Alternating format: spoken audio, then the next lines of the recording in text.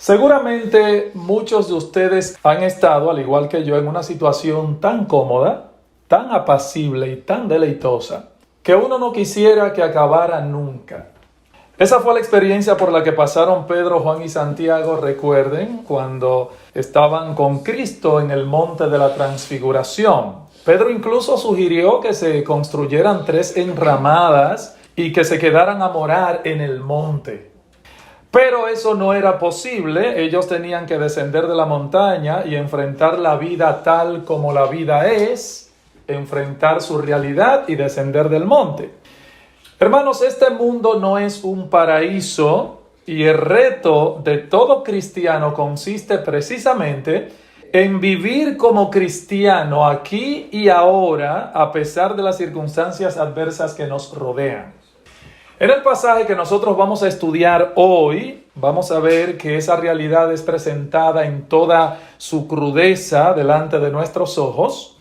La semana pasada considerábamos los versículos 1 y 2 de Efesios capítulo 5, donde Pablo dice: «Sed pues imitadores de Dios como hijos amados, y andad en amor como también Cristo nos amó y se entregó a sí mismo por nosotros». ¡Qué demanda tan elevada y al mismo tiempo tan sublime esta! Meditar detenidamente en estos 2 versículos de Efesios capítulo 5 es como estar en el monte de la Transfiguración contemplando la gloria, la hermosura, la majestad de nuestro bendito Salvador. Pero, mis amados hermanos, tenemos que descender de la montaña. Andar en amor en un mundo como el nuestro exigirá de nosotros un esfuerzo titánico para oponernos a las fuerzas que se oponen a esa virtud que emana de Dios y que debe caracterizar a su pueblo. O sea, no es tan sencillo andar en amor. Y Pablo es realista en su perspectiva del mundo, por eso ustedes pueden ver cómo este hombre de Dios es capaz de alcanzar alturas tan sublimes como la que encontramos aquí en los primeros 2 versículos del mismo capítulo 5, e inmediatamente como que después pasa a mostrarnos el lado oscuro de este mundo caído y el reto que significa para nosotros los creyentes andar y vivir como hijos de luz en un mundo como el nuestro. Por eso noten ahora lo que Pablo nos continuará diciendo en los versículos 3 al 7 que vamos a estudiar en esta mañana. Dice así nuestro texto de hoy: «Pero fornicación y toda inmundicia o avaricia, ni aun se nombre entre vosotros como conviene a santos, ni palabras deshonestas, ni necedades, ni truhanerías que no convienen, sino antes bien acciones de gracias. Porque sabéis esto, que ningún fornicario o inmundo o avaro que es idólatra tiene herencia en el reino de Cristo y de Dios. Nadie os engañe con palabras vanas, porque por estas cosas viene la ira de Dios sobre los hijos de desobediencia. No seáis, pues, partícipes con ellos». ¿Qué tenemos aquí? Bueno, lo primero que encontramos en este pasaje, que vamos a ver en esta mañana, en los versículos 3 y 4, es una lista de pecados horribles que los creyentes debemos desechar. Pablo inicia esta sección con un pero, como les hacía saber más temprano, indicando de ese modo que lo que Pablo va a decirnos ahora se contrasta estrechamente y que va ahí bien ligado con lo que él ha dicho antes. Lo que él va a decir ahora contrasta, repito, con lo que ha dicho antes. Estos pecados, que ustedes verán que se mencionan en los versículos 3 y 4 y que vamos a estudiar en este momento, se contraponen al amor mencionado en los versículos 1 al 2. Recuerden que en los versículos 1 al 2, Pablo ha dicho: andad en amor. Pero, precisamente por eso debemos desechar estos vicios que son completamente contrarios al carácter puro y santo de Dios. La práctica de estos pecados se oponen violentamente al amor genuino que emana de Dios y que debe caracterizar a su pueblo. Pregunta: ¿cuáles son esos pecados? Bueno, el primero que Pablo menciona aquí es la fornicación o inmoralidad. Esta palabra en el original es porneia, de donde viene nuestra palabra en español pornografía. Viene de ahí, de fornicación. Porneia. Se trata de toda actividad sexual que es llevada a cabo fuera del matrimonio. Es decir, toda actividad sexual que se lleva a cabo fuera del contexto del matrimonio ordenado por Dios, dentro de ese marco sagrado del matrimonio, es un pecado contra la santidad de Dios y es un atentado contra el amor genuino. Yo recuerdo que se decía que en la década de los 60 los famosos hippies pusieron de moda el eslogan "Hagamos el amor, no la guerra". Ahora, ¿a qué se referían ellos con esto de hagamos el amor, no la guerra? Bueno, el concepto de amor practicado en esas comunas que se hicieron tan famosas en aquellos días no era más que un desenfreno sexual sin ningún tipo de compromiso ni responsabilidad. A eso se referían ellos, hagamos el amor, no la guerra. Pero eso no es amor. Eso es usar a otra persona para satisfacer el deseo, los impulsos y los apetitos más bajos. Eso no es amor.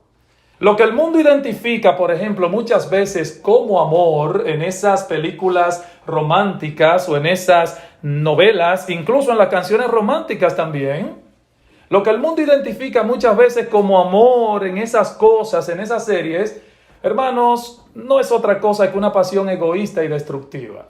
No nos engañemos. Esa pasión es diametralmente opuesta a la esencia misma del amor bíblico. Fíjense que el máximo ejemplo de amor nosotros lo encontramos en nuestro Señor Jesucristo a lo largo de las Escrituras y en toda la historia humana. Yo creo que ese es el ejemplo más sublime de amor que nosotros encontramos, el de nuestro Señor Jesucristo. Dice en Efesios 5:2 que Cristo nos amó y se entregó. ¿Recuerdan la semana pasada que estudiábamos eso? Cristo nos amó y se entregó a sí mismo por nosotros como sacrificio en olor fragante. O sea que su amor lo llevó al autosacrificio. Su amor lo llevó a dar su vida en una cruz por nuestros pecados. Pero la perversión del amor que el mundo promueve hoy en día no conduce al autosacrificio, sino más bien a la autoindulgencia, a satisfacernos a nosotros mismos a una costa de dañar a otros y a usar a otros también. Ese es el tipo de amor que el mundo promueve. O sea, eso tiene como propósito realmente algo que está fuera del marco escritural. Dice Pablo en 1 Corintios 6:18 que el que fornica, véanlo aquí, el que fornica contra su propio cuerpo peca. Nunca puede ser amor llevar a otra persona a hacerse daño a sí misma. Eso nunca es amor. Por eso siempre he dicho que la intimidad fuera del matrimonio nunca es amor, porque Dios no quiere sexo sin matrimonio. La intimidad fuera del matrimonio nunca es amor, porque el amor verdadero se opone a la fornicación, dice Pablo en nuestro pasaje de hoy, como también en segundo lugar a toda inmundicia, vamos a verlo ahora, a toda inmundicia, dice, pero fornicación y toda inmundicia, o avaricia, ni aun se nombra, etcétera, etcétera. Se opone no solamente a la fornicación, sino también en segundo lugar a toda inmundicia, o sea, a toda clase de impureza o indecencia. El amor se opone a eso. Y es interesante porque este término que Pablo usa aquí es más amplio que el anterior, porque no solamente incluye los hechos, hablamos de hechos, fornicación, cuando una persona fornica, comete un pecado sexual de inmoralidad. Pero este término, cuando Pablo dice y toda inmundicia, hermano, se circunscribe no solamente a los hechos, sino también a los pensamientos, a las palabras, a las intenciones del corazón. Recuerden que el pecado es concebido primero en la mente, en el terreno de los deseos y de los pensamientos. Si vamos a andar en amor, debemos entonces, hermanos, proteger nuestros corazones de toda clase de inmundicia o impureza. ¿Por qué? Porque generan en nosotros deseos y pasiones contrarias a la santidad de Dios y contrarias al amor. Porque, sencillamente porque esas pasiones alimentan en nosotros la tendencia a servirnos del otro para nuestro propio provecho, para nuestro propio placer pecaminoso. Es a eso precisamente que el amor genuino se opone. Por eso Pablo conecta, noten en el texto, Pablo conecta aquí la inmundicia con la avaricia. Dice versículo 3, pero fornicación y toda inmundicia o avaricia, ni aun se nombra entre vosotros como conviene a santo. Esta palabra avaricia literalmente significa excederse, deseo de tener más. Y es usualmente asociada en la Biblia con el amor al dinero. Eso es cierto. Pero en este texto parece tener una connotación mucho más amplia. La avaricia es ese deseo descontrolado de satisfacernos a nosotros mismos sin importar el precio. Eso es la avaricia. Puede ser un deseo descontrolado por las posesiones materiales, pero puede darse también en el plano sexual. Así que estamos hablando de avaricia en el contexto de un deseo incontrolado por el sexo. Querer más, eso es avaricia. Esa codicia pasional que algunos confunden con el amor es egoísta y destructiva. Toda forma de inmoralidad, hermano, óigame, toda forma de inmoralidad es egocéntrica y por lo tanto es codicia o avaricia pecaminosa. Lo que muchos hacen en nombre del amor no es más que una pasión egoísta, dañina y destructiva. Es que yo amo a esa persona, sí, pero no es tu mujer. Por favor, no es tu mujer. Eso no es amor, eso es una pasión egoísta, dañina y destructiva. Oigan lo que dice un autor, y lo cito, dice, debido a la fuerte naturaleza sexual de los seres humanos, los pecados sexuales son poderosos y pueden pervertir de maneras inimaginables, sigue diciendo este autor. Si se les da rienda suelta, estos pecados guían a una completa insensibilidad en cuanto a los sentimientos y el bienestar de otros, a una horrible brutalidad y frecuentemente al homicidio, como testifican las historias que aparecen en los diarios. Estos pecados embrutecen el alma, endurecen la conciencia, insensibilizan al ser humano y esto es completamente contrario al amor bíblico. Termina la cita.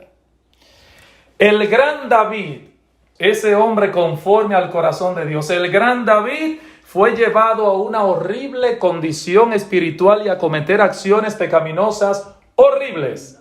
¿Por qué? Por no frenar a tiempo la codicia de una mujer hermosa. Él no pudo frenar a tiempo la codicia de una mujer ajena. Déjame decirte algo, si eso le pasó a David, óyeme, te puede pasar a ti, me puede pasar a mí o a cualquiera de los que estamos aquí. Si eso le pasó a David, hermano, nadie está exento de esto. Nadie está exento.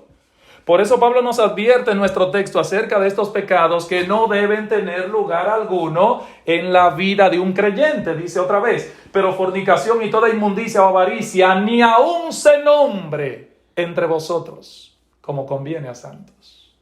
Ni aun se nombre entre vosotros, como conviene a santos. Ahora, debo hacer una aclaración aquí. Debo decir que eso no significa que no se discuta sobre el sexo. Eso no es lo que Pablo está diciendo aquí. La Biblia habla del sexo. Habla mucho sobre el sexo.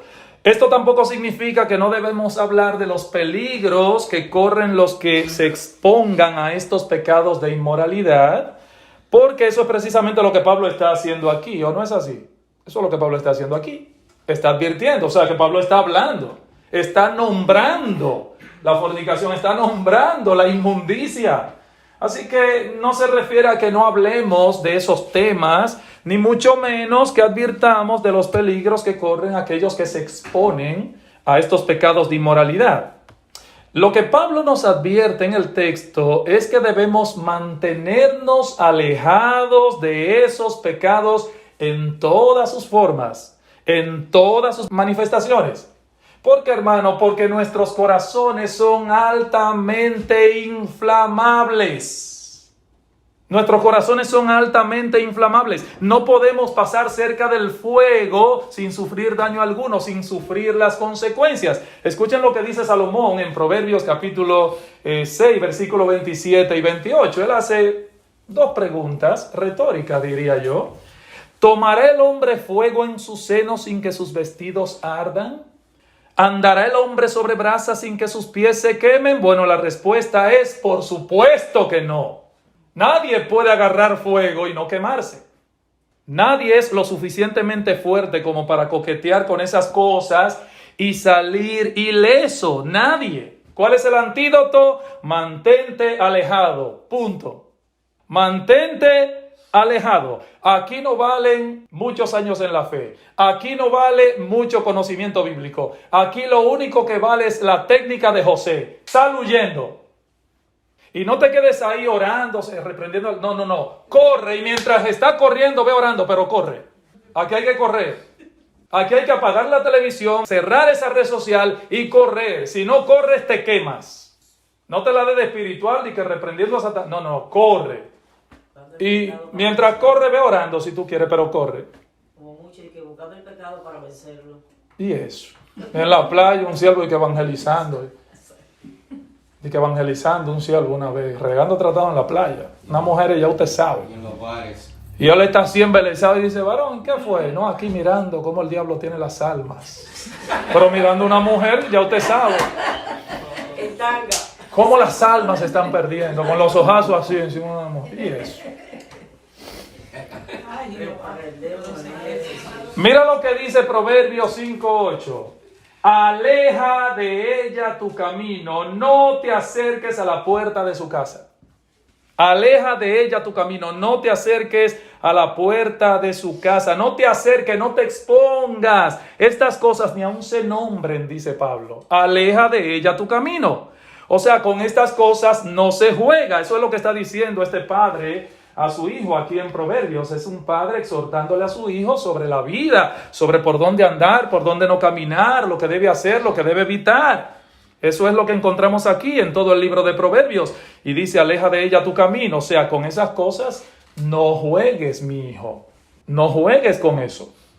No son pocos los que han desoído esa advertencia y han tenido que cosechar con creces los frutos de su necedad. De hecho, más adelante van a ver ahora en Proverbios 7:24 al 27, que dice acerca de esto mismo lo siguiente: ahora pues, hijos, oídme y estad atentos a las razones de mi boca. No se aparte tu corazón a sus caminos, no yerres en sus veredas, porque a muchos ha hecho caer heridos, y aún los más fuertes han sido muertos por ella.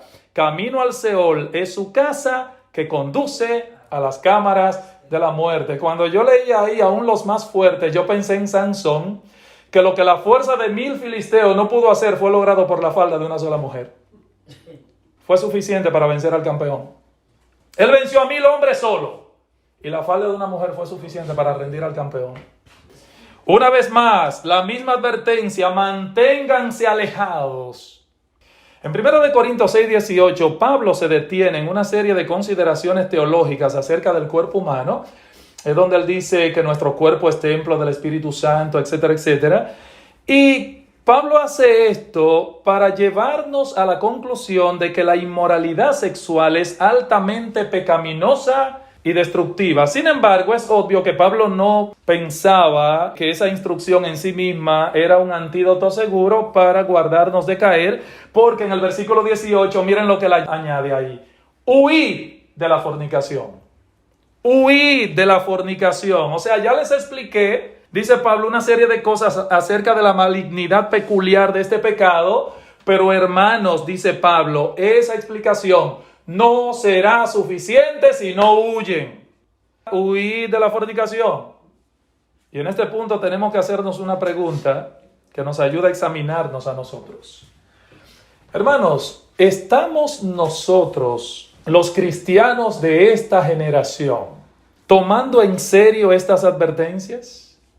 ¿Estamos nosotros tomando en serio lo que Pablo está diciendo aquí, lo que Proverbios dice una y otra vez, como ya hemos leído? ¿Estamos cuidándonos como deberíamos cuidarnos de la influencia que los medios de comunicación ejercen sobre nosotros y sobre nuestros hijos también? ¿Realmente nos estamos cuidando como deberíamos? Estamos cuidándonos como deberíamos de la influencia de esos medios de comunicación que ejercen para llevarnos a ver como normales cosas que Dios ve como pecaminosas. Esa es mi pregunta. Cosas que Dios ve como una aberración, nosotros la estamos viendo normal a través de Netflix, de redes sociales, de Facebook, de Instagram, de TikTok. Yo creo que exponerse continuamente a la filosofía y al patrón de vida que Hollywood promueve a través de muchas de sus películas y a través de la vida de muchos de sus héroes, tiene serias repercusiones en nuestro modo de pensar y en la forma de pensar de nuestros hijos también. Los cristianos debemos alejarnos y alejar a nuestros hijos de la inmoralidad y de esos patrones pecaminosos que el mundo promueve a través del cine, la televisión, la internet, las redes sociales y pare de contar. O sea, tenemos que alejarnos nosotros y alejar a nuestros hijos. Pero pastor, usted está diciendo que es pecado ver televisión o ir al cine o usar internet y redes sociales. No, yo no estoy diciendo eso, pero créeme, es indudable que de acuerdo al uso que hagamos de esas cosas, hay un alto potencial de riesgo. Hay un alto potencial de riesgo y es indudable, hermanos, que el cine, la televisión y las redes sociales, a mi juicio, ahora mismo, son los púlpitos más poderosos con lo que el mundo cuenta para predicar su basura. Los púlpitos más poderosos que el diablo tiene disponible para predicar toda la basura que los jóvenes están recibiendo. Y muchas personas que no son jóvenes. Esa es la realidad. El uso que hacemos de esas cosas. Estas cosas tienen un alto potencial de riesgo, hermanos. Y lo más preocupante de todo esto es que muchos dan la impresión de no estar tomando en cuenta esa realidad. Y eso es lo que a mí me preocupa, pastoralmente hablando. Muchos no parecen darse cuenta de esta realidad o no estar tomando todo lo serio que deben tomar en cuenta esta realidad. No solo por lo que ven y permiten que sus hijos vean, sino por la frecuencia con que lo hacen. Ya es normal exponerse a esas cosas y ver a la gente fornicando, adulterando como algo normal. El problema no está en la computadora. El problema no está en las redes sociales, el problema no está en la sala de cine, el problema no está en la televisión, el problema está en el criterio que te gobierna a ti y me gobierna a mí sobre eso. Ahí es donde está el problema. Cuando hacemos uso de esas cosas, ¿cuál es el criterio que te gobierna a ti, mi hermano, cuando tú haces uso de esas cosas? O sea, ¿cómo tú filtras lo que entra por tus ojos? ¿Cómo lo filtras? Ahí es que está el problema. ¿Cuál es el criterio que tú y yo tenemos del uso que hacemos de esas cosas? Yo siempre he pensado que el problema del legalista y el problema del mundano es el mismo en esencia. Porque el mundano dice que sí sin tomar en cuenta el principio bíblico. Y el legalista dice que no sin tomar en cuenta el principio bíblico. O sea que en esencia es el mismo problema entre el mundano y el liberal y el legalista. Es lo mismo. No toman en cuenta el principio bíblico. Bueno, es aquí una clara directriz de la Escritura, pero fornicación y toda inmundicia o avaricia ni aun se nombra entre vosotros como conviene a santos. Hermanos, como conviene a santos. Nosotros somos santos. Dice Pablo, hemos sido comprados por precio, apartados para Dios, apartados para la gloria de Dios. ¿Para qué? Para que procuremos ser como Dios. Recuerden, debemos imitar el carácter de Dios, como veíamos la semana pasada. O sea, no es una lista de reglas humanas la que debe gobernar a un cristiano, no. Hay personas que se convierten y dicen, bueno, ¿y qué es lo que tengo que hacer? ¿Y qué es lo que hay que dejar? ¿Y qué es lo que se puede hacer? ¿Cuál es la lista? No hay ninguna lista. No hay ninguna lista. El punto no es una lista. El punto es el deber que tenemos tú y yo como cristianos de imitar a Dios en todo lo que hacemos. No hay ninguna lista. Sed imitadores de Dios, dice Efesios 5:1. Y nuestro Dios es muy limpio de ojos para ver el mal. Nuestro Dios es muy limpio de ojos para ver el mal. Así que pon esa meta delante de ti y ella te ayudará a hacer un uso sabio y prudente de las cosas de este mundo. Pero hay otros pecados que Pablo menciona, debo avanzar, hay otros pecados que Pablo menciona y ve apropiado mencionar aquí en el texto, y que al igual que en el versículo anterior forman otra triada de peligros similares. Versículo 4: ni palabras deshonestas, ni necedades, ni truanerías que no convienen, sino antes bien acciones de gracias. Los tres términos que Pablo usa en este texto, en una forma u otra, tienen que ver con nuestro hablar, aunque no se circunscriben únicamente a eso. El primer término que Reina Valera traduce como palabras deshonestas significa algo bajo, y era usada en aquellos días para referirse al lenguaje vergonzoso, obsceno o indecente. Incluye toda cosa que debería avergonzar a un verdadero hijo de Dios. Luego Pablo menciona necedades, dice ni palabras deshonestas ni necedades. Esa palabra abarca toda conversación ociosa que no conduzca a nada y que es contraria a la decencia y a la sobriedad. Es interesante, y yo se lo puse aquí, esta palabra es morología, de moros en griego, que significa tonto, estúpido, necio, y lego, que significa hablar.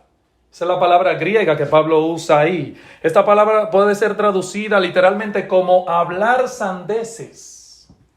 Un autor la define como el tipo de conversación que solo satisface a una persona que es intelectualmente deficiente, dice él. Eso es muy despectivo. Una persona que es intelectualmente deficiente. Es ese hablar por hablar que muchas veces conduce a comentarios que de alguna u otra forma alimentan la carnalidad o minan la reputación de otros. Y finalmente Pablo menciona en el texto truanerías. Dice aquí el texto: ni palabras deshonestas, ni necedades, ni truanerías. Y esta palabra solamente aparece en ese texto en toda la Biblia y sobre todo en el Nuevo Testamento. No aparece en otro lugar esa palabra, truanerías. Es interesante que la Biblia de las Américas, y yo se lo puse acá, lo traduce como groserías. Y la Nueva Versión Internacional lo traduce como chistes groseros. Y me gustó la traducción de la Nueva Versión Internacional, chistes groseros. Esta palabra llegó a significar literalmente agudeza para contar chistes vulgares o groseros. Así lo traduce el comentarista Hendrickson en su comentario, de ese modo. O sea, agudeza para contar chistes vulgares o groseros. Ahora, hermano, debo recalcar aquí, claro, que Pablo no está prohibiendo que se cuenten chistes. ¿Ok? Debemos señalar que Pablo no está en contra del buen sentido del humor. Yo creo que no. No está en contra de eso. Un comentarista dice lo siguiente: el apóstol Pablo no nos llama a tener caras largas, a ser lúgubres, personas que no se atreven a decir nada que evoque una risa inocente. No. Pero hay ciertas cosas con las cuales los cristianos no debemos chistear. Hay ciertas cosas con las cuales los cristianos nunca debemos bromear. Algunas porque son muy sagradas y hay que tener cuidado para relajar con las cosas de Dios, con lo sagrado. Y otras porque son sucias. Con esas cosas los cristianos no bromean, no relajan. Tomando todos estos términos juntos, que Pablo menciona, necedades, truanerías, etc., tomando todos estos términos juntos, lo que yo veo que Pablo está diciendo aquí es que nuestro hablar, escúchame bien, hermano, nuestro hablar y aún nuestro sentido del humor debe ser gobernado por la santidad y la pureza de Dios. Nuestro hablar y aún nuestro sentido del humor debe ser gobernado por la santidad y la pureza de Dios. Hermanos, no es necesario ser un indecente y un grosero para tener algo con lo cual reír. No es necesario como cristianos. Ese tipo de hablar es pecaminoso, ese tipo de hablar no es consecuente con nuestra profesión de fe, no lo es. Por eso Pablo recalca una vez más que esas cosas no convienen. Versículo 4. ni palabras deshonestas, ni necedades, ni truanerías que no convienen. No convienen. Hermanos, esas palabras no se quedan en meras palabras. Las palabras no se quedan en meras palabras. Tienen consecuencias y contaminan el corazón. Hay palabras que contaminan el corazón, corrompen el alma, endurecen incluso hasta la conciencia. No son meras palabras. Cuando nosotros, por ejemplo, nos acostumbramos a tomar a chistes cosas que son indecentes, groseras, llegará el momento en que ya no lo veremos mal. Incluso llegará el momento en que perderemos de vista la perspectiva que el mismo Dios tiene de estas cosas. La homosexualidad, por ejemplo, no es un asunto para estar chisteando. Por más que muchas comedias en la televisión y en redes sociales quieran relajar con eso, hermano, eso es algo, la homosexualidad, de lo que Dios no se ríe, ni los homosexuales se van a reír en el infierno tampoco. Eso no es para hacer chistes. Que un hombre se vista de mujer o que comience a hacer ademanes en una comedia como un homosexual sin serlo, relajando con lo que Dios no relaja. Dios no se ríe de eso. Pero los homosexuales que mueran en su impenitencia tampoco se van a reír en el infierno. Eso no es un chiste, eso es una tragedia. En vez de estar envueltos en conversaciones obscenas, necias, vulgares, groseras, ¿qué debe hacer el cristiano? Versículo 4 otra vez. Sino antes bien acciones de gracias. Acciones de gracias que llenen de gozo y alegría nuestras almas y fortalezcan la fe de aquellos que nos escuchan. Hermanos, cuidemos nuestro hablar. Cuidemos nuestro hablar. Dice Pablo, y ya lo estudiamos eso en 4:29, ninguna palabra corrompida salga de vuestra boca, sino la que sea buena, para la necesaria edificación a fin de dar gracia a los oyentes. La Biblia dice que de la abundancia del corazón habla la boca. El corazón de un creyente debe estar lleno de temas relevantes, sobrios y santos. Si no es así, entonces debemos preguntarnos de qué se alimenta ese creyente, de qué se está alimentando, qué es lo que está consumiendo ese creyente que habla así. Hermano, cuando te reúnes con tus amigos cristianos, ¿qué caracteriza tus conversaciones? ¿Qué caracteriza vuestras conversaciones? ¿Cuál es la atmósfera que rodea nuestro tiempo juntos? Es perfectamente lícito que un grupo de creyentes se reúna para pasar un buen tiempo. Y es perfectamente lícito que disfrutemos de un momento de distracción. Eso es bueno y necesario. Ahora, el tono de nuestras reuniones debe ser consecuente con la fe que profesamos. El tono de nuestras reuniones debe ser consecuente con la fe que profesamos. Ya sea que nos reunamos para tener un estudio bíblico o simplemente para tener un tiempo de recreación jugando parché, qué sé yo. Para lo que sea, el tono de nuestras conversaciones debe ser consecuente con nuestra profesión de fe. Nosotros somos cristianos, hermanos, las 24 horas del día, los 365 días del año. Y yo creo que para disfrutar la vida no hay que tomar vacaciones del cristianismo, ¿verdad que no? No hay que tomar vacaciones del cristianismo, eso no es necesario. ¿Saben por qué? Bueno, hermano, porque Cristo vino a darnos vida y vida en abundancia. No hay que tomar vacaciones del cristianismo. Nunca debemos involucrarnos entonces en ninguna actividad o conversación que nuestro bendito Salvador no aprobara de estar allí en persona, físicamente. ¿Acaso no ha prometido el Señor estar con nosotros cuándo, hermano? Todos los días. He aquí yo estoy con vosotros todos los días hasta el fin del mundo. El Señor ha prometido eso. Y esa es una promesa. Pero, pastor, una promesa. ¿Y por qué usted dice eso? Yo siempre he visto eso como una promesa. Bueno, muchos lo ven como una camisa de fuerza, eso. Que Cristo esté con ellos todos los días ahí. 24/7, cuando van al baño, cuando se meten solo en la habitación, cuando van aquí, cuando van allá, cuando están viendo redes sociales. Que Cristo esté contigo. Bueno, para muchos eso es una camisa de fuerza. He aquí yo estoy con vosotros todos los días hasta el fin del mundo. Mi hermano, esa es una promesa, no una camisa de fuerza. Es una promesa. Es más, yo creo que lo que hace gloriosa la vida cristiana, la vida del creyente, hermanos, es el hecho de que nosotros vivimos continuamente en la presencia de Dios. Eso es lo que hace gloriosa la vida del creyente. Nuestro gran Dios y Salvador Jesucristo está ahí. Vivimos en esa presencia siempre, continuamente. Eso es lo que hace gloriosa la vida cristiana. Yo no tengo que dejar a Cristo fuera cuando yo me voy a divertir. Entonces, ¿por qué tengo que dejarlo fuera? ¿Qué dice la Escritura en el Salmo 16:11? Miren qué preciosura. En tu presencia hay plenitud de gozo, delicias a tu diestra para siempre. Amén. Para siempre. Mi hermano, los impíos se sumergen en el lodazal de su pecado. ¿Saben por qué? Porque ellos no tienen lo que tú y yo tenemos. Por eso cada vez que ellos se reúnen tienen que buscar un montón de cosas para ellos divertirse, para poder estar tranquilos. Si no hay un trago de whisky y una música estridente, ellos no pueden estar tranquilos, los impíos. Pero esos son los paganos que no conocen a Dios, no los creyentes. Nosotros no necesitamos de esas cosas para estar tranquilos.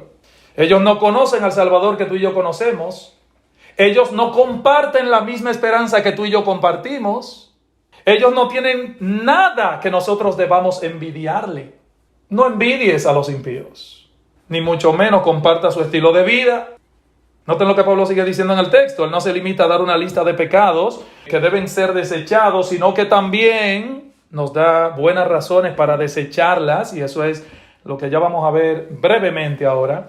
Pablo nos da dos razones distintas en los versículos 6 y 7 para que entendamos esto, pero debo tomar en cuenta que lo que él nos va a decir ahora está estrechamente ligada entre sí para poner resistencia a esos pecados en nuestras vidas. Por ejemplo, dice Pablo, en primer lugar, que los que practican tales cosas no heredarán el reino de Cristo y de Dios. Eso es lo primero que Pablo quiere que quede claro.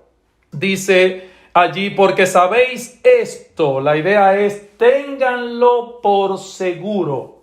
Cuando dice porque sabéis esto, o sea, ténganlo por seguro que ningún fornicario o inmundo o avaro que es idólatra tiene herencia en el reino de Cristo y de Dios. Esta lista de pecado es esencialmente la misma que la anterior, solo que Pablo aquí añade una cosa. ¿Qué añade Pablo diferente a lo de la otra lista? La idolatría. ¿Por qué? ¿Cuál es el problema que tienen los fornicarios, los inmorales y los avaros? El problema de ellos, de los fornicarios, los avaros y los inmorales, es que han puesto su confianza en objetos que no son Dios. Ese es el problema. Antes que adorar a Dios, se adoran a sí mismos. Viven para sí mismos, siguiendo los impulsos de su propio corazón. ¿Por qué? Porque son idólatras. Son idólatras. El hombre fue creado para la gloria de Dios y por lo tanto es un ser religioso por naturaleza. Óigame, si no se postra ante Dios, necesariamente se postrará ante otras cosas y el ídolo principal será su propio corazón. Vivir para satisfacer su deseo, para lo que yo quiero, para lo que a mí me gusta, para lo que yo deseo. O sea, en lugar de obedecer a Dios, cuya voluntad es santa, buena, agradable y perfecta, este hombre miserable hace un Dios de sí mismo. Su corazón engañoso y depravado viene a ser su oráculo sagrado, o sea, su corazón es su Biblia. Y el enemigo de su alma tomará ventaja de eso para guiarlo por medio de sus deseos y de sus inclinaciones hacia su propia destrucción, que eso es lo que el diablo quiere. Él vino a matar, hurtar y destruir. Por eso Pablo dice que los que practican estos pecados no pertenecen al reino de Cristo y de Dios. Y ese reino no es otra cosa que el gobierno redentor de Dios sobre su pueblo. Dice, no tienen herencia en el reino de Cristo y de Dios. Nuestro Dios nos ha librado de la esclavitud del pecado y nos ha traído a este reino que el apóstol Pablo menciona en Romanos capítulo 14, verso 17, y que dice que ese reino consiste en justicia, paz y gozo en el Espíritu Santo. Ese reino será consumado cuando Cristo regrese en gloria y entonces los suyos compartiremos con Él su trono y su gloria, no por 1000 años simplemente, sino por los siglos de los siglos. Amén.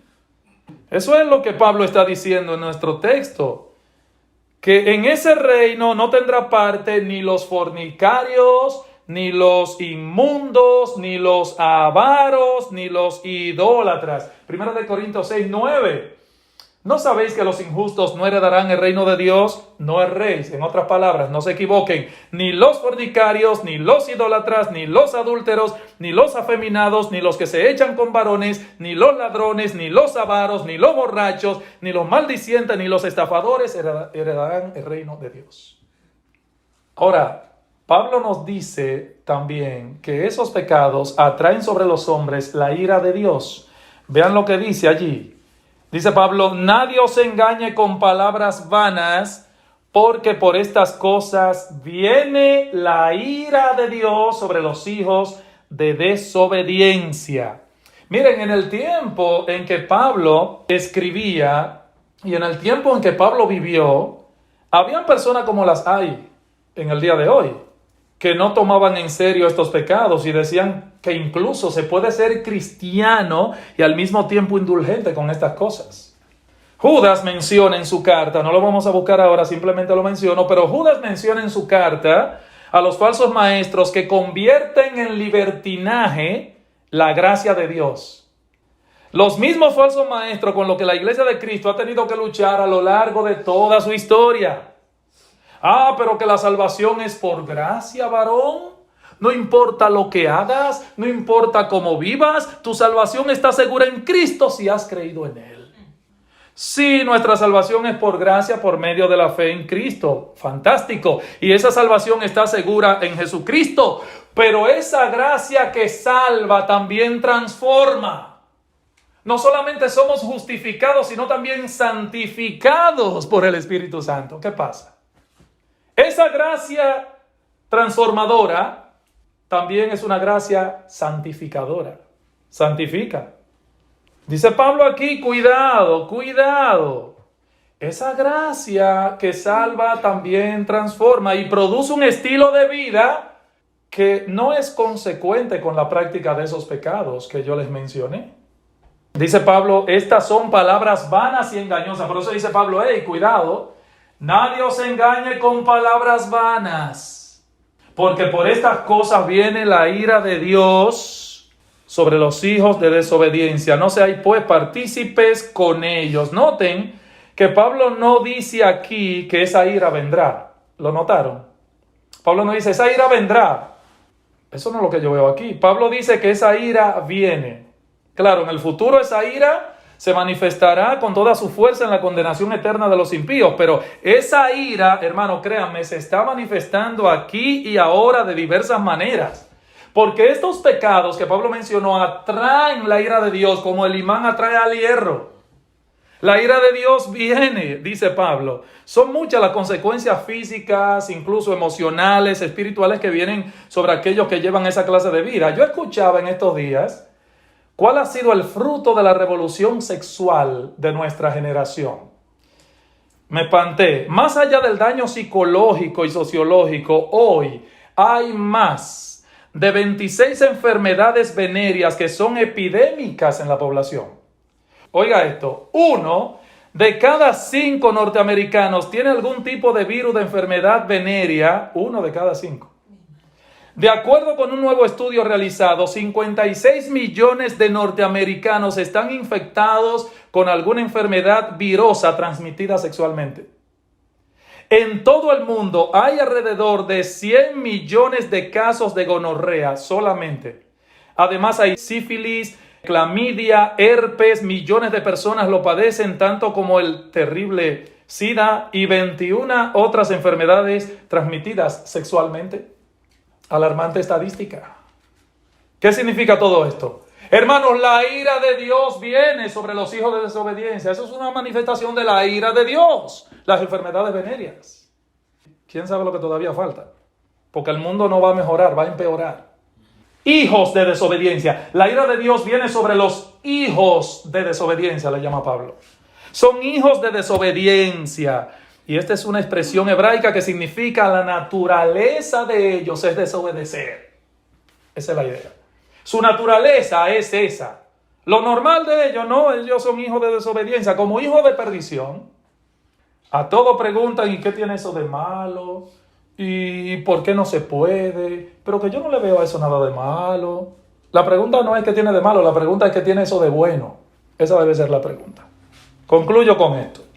Yo pienso, hermano, que los que profesamos la fe de Cristo debemos evaluarnos a la luz de estas cosas. Si yo soy realmente un cristiano, se está manifestando en mi vida en una forma clara y evidente el gobierno de Dios. Esa es la pregunta. ¿Soy yo realmente cristiano? ¿Se está manifestando en mi vida realmente en una forma clara y evidente el gobierno de Dios? He aquí el reto de la Escritura. Sed, pues, imitadores de Dios como hijos amados. No somos hijos de desobediencia, hijos amados. ¿Se muestra eso en la práctica? ¿En cuál de los dos grupos estamos? Sed, pues, imitadores de Dios como hijos amados. Hermanos, no somos del mundo. Estamos en el mundo y vivimos en el mundo, pero no pertenecemos al mundo. Nosotros no somos del mundo. Nuestra ciudadanía, dice Pablo en Filipenses 3:20, ¿está dónde, hermano? Está en los cielos. Y esa realidad debe reflejarse en todo cuanto hacemos, en todo cuanto hablamos, en todo cuanto pensamos, absolutamente en todo debe manifestarse esa realidad de que no somos de aquí. Hermano, que Dios nos conceda la gracia que necesitamos para vivir cada día a la altura de nuestro llamamiento. Amén. Que Dios nos ayude, hermanos. Amén. Dios te bendiga.